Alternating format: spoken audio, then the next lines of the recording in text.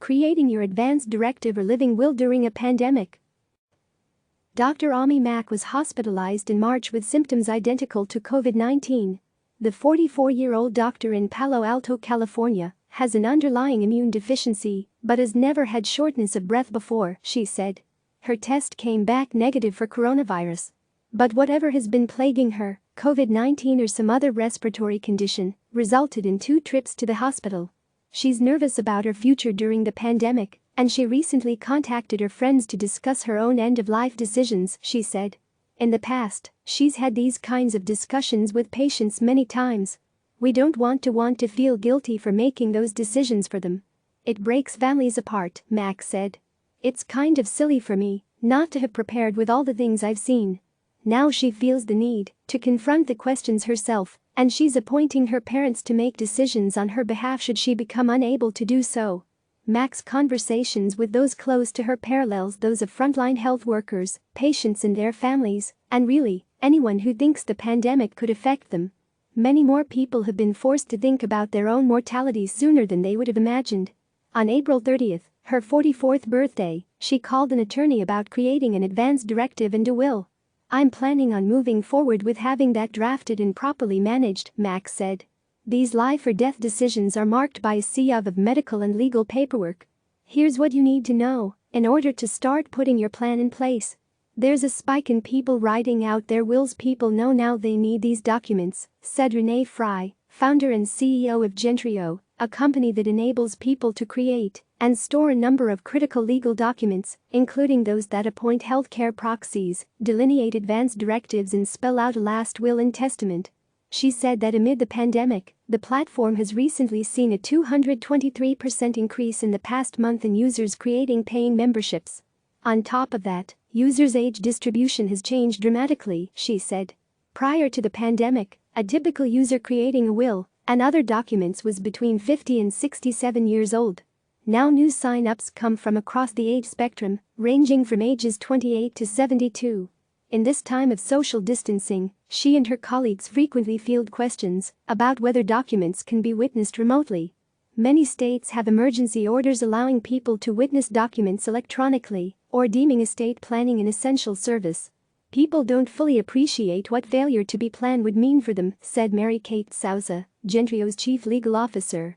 It can create a legal morass that you're just not prepared for. It's a time to have meaningful conversations with loved ones. The most important thing, experts noted, is that if you're apprehensive about end-of-life planning, you don't have to get everything perfect on the first go. You have every opportunity to come back to these documents as often as you need or want to in order to make adjustments. It could be at major life milestones, including your wedding, the birth of a child, a divorce or a new diagnosis. It could also be an annual check-in. The joy and meaning and purpose of it is to talk about it with your loved ones, said Adam Hayden, a 38-year-old philosopher living with brain cancer. This is an act of love. Hayden frequently writes and speaks around the country about the need to confront the most essential end-of-life questions. At age 34, he was diagnosed with glioblastoma, which carries with it a 15 to 18-month median survival time. Each year since then with his wife and 3 kids has been a blessing. I will happily update my documents each year, he said. For many, end-of-life planning can feel morbid.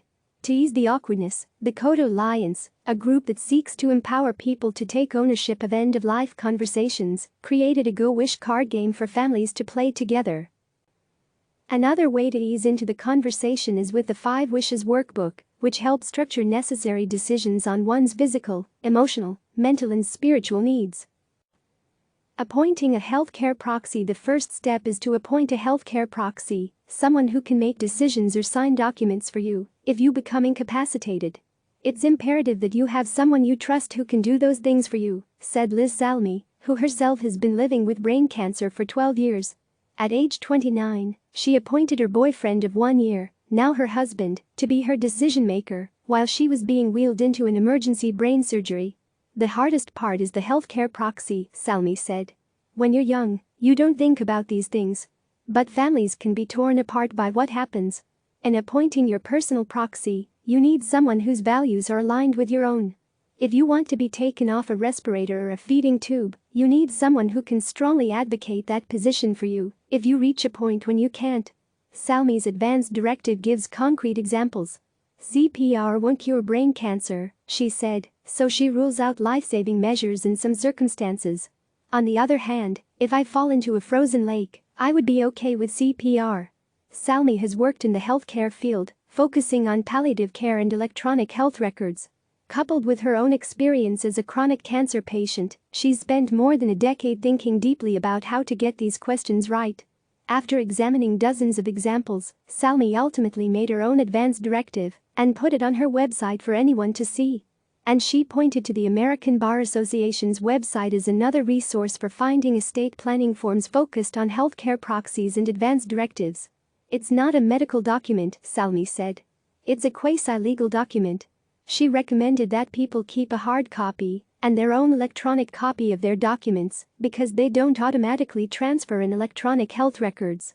Outside of healthcare settings, you'll need a power of attorney document, which would enable a friend or loved one to make financial and legal decisions on your behalf.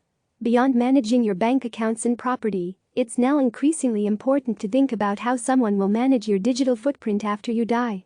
I want my LinkedIn page deleted, Salmi said. And when the time comes, she wants her Facebook page turned into a memorial page. Creating your advanced directive spells out your wishes on whether doctors should try to resuscitate you or keep you alive if you're at the edge of death. For COVID-19, that might specifically include guidance about ventilators and assistance with breathing. More broadly, that can also address such concerns as artificial nutrition and hydration.